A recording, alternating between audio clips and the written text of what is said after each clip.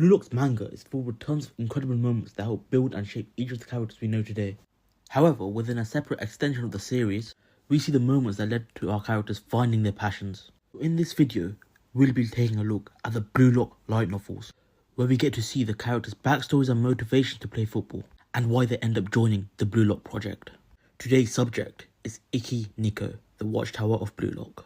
The light novel shows us that Niko's parents are hardcore otakus. His father who loves Gundams and kaijus like Godzilla, whereas his mother loved to play card games, as well as being involved in cosplay. From this we can understand the kind of atmosphere Niko was raised in. In the world of otakus that Niko lives in, we can understand how his life would be surrounded by anime. We learn his love for the game Yu-Gi-Oh! And how it seems he's very passionate about his games. He would compete in tournaments. His parents were very supportive of him in his interests.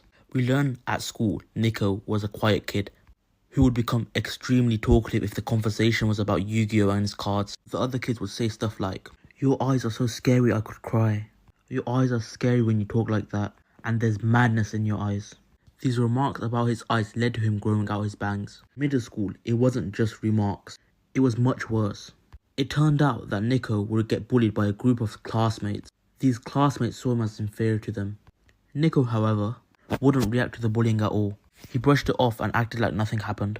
This carried on for a long amount of time, until his classmates took it too far. They ended up ripping his cards one by one in front of him. Niko tried to fight them by throwing punches. Niko got so angry he lifted a chair at one of them. Niko stops, then asks a question to the leader of the bullies. Niko asks, "What is your most precious thing?"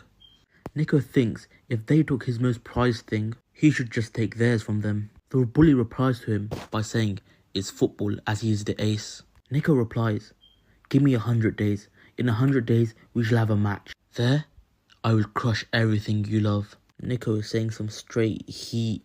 In these 100 days, Niko trains his arse off learning tactics and strategies as well as training his body. Niko's parents would be confused as the child who used to not do sports was training daily. They must have been like, what happened? All they know is that Niko is on that Sigma grind set, like an anime manga protagonist. He trains and builds a team, getting players from the other clubs, such as the track and field club member, a judo club captain, and number 5 of the baseball club, as well as a strong exchange student and a volleyball player, and among others, form the Niko 11s. These 11 started training together, playing together, under Niko's strategies and tactics, until the 100 days are over. On the day, the Niko 11s came wearing different kits from a variety of clubs, whereas the football club players were organised in their uniforms. The bully remarked at how such a group of people could ever dream of beating them. The game starts, and to the surprise of many people, the Niko 11s score first. The Niko 11s in the lead. No one could have predicted this, but they weren't just happy with a 1-0 lead. It ended up becoming 2, 3, 4, 5. In the end, the goal line was 13-0. The soccer team regulars couldn't lift a finger to the team of 11s that Niko brought. With such a crazy upset, no one could have predicted. Niko ended up becoming very popular. He says that he feels like a manga protagonist. In the end, Niko ends up joining the football club. He ends up playing for the football team as a midfielder. However, Niko did not change completely. He was still the anime-loving person his parents knew. In the final chapter of the light novel, we get to see Anri and Ego's assessment of Niko and see if he's worthy of joining the Blue Lock project. While watching the game of Nagano's prefecture's strongest team, Niko, the passing midfielder, catches the interest of Ego. Even though the Blue Lock project was a project to gather the strikers, Niko still managed to catch the attention of Ego Jinpachi.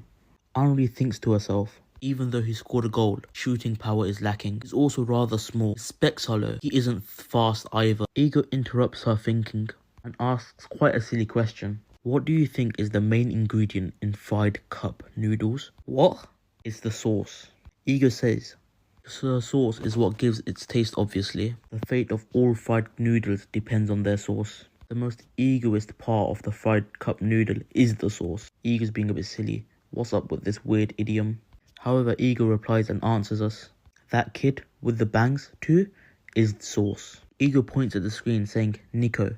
The goals scored by the team, they all come from this guy and his ideas, the one giving flavour to everything. Ego explains that is not just the goals, he's also taking care of everything else, getting into favourable positions. Niko was the starting point for everything.